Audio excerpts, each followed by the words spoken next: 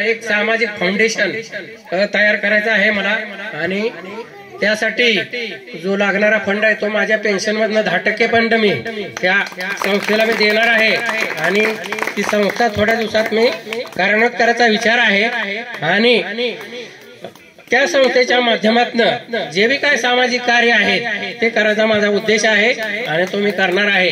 त्या संस्थेचं नाव माझी खूप प्रेमळ अशी माझी आई, तिचं नाव मी ह्या संस्थेला द्यायचा विचार मी केलेला आहे। आईचं नाव घेतल्यानंतर थोडं हे होतं, सर्वांनाच आहे आईचं नाव घेतल्यानंतर खूप भरून येतं। तशा प्रकारे आई ही फार मोठी संकल्पना आहे। ज्याला आई आहे त्याला कधी वाटत नाही मला आई जवळ आहे, ज्याला नसती त्याला खूप त्याचं उणीव भासते। त्याच्यामुळं आईला कधी विसरू नका।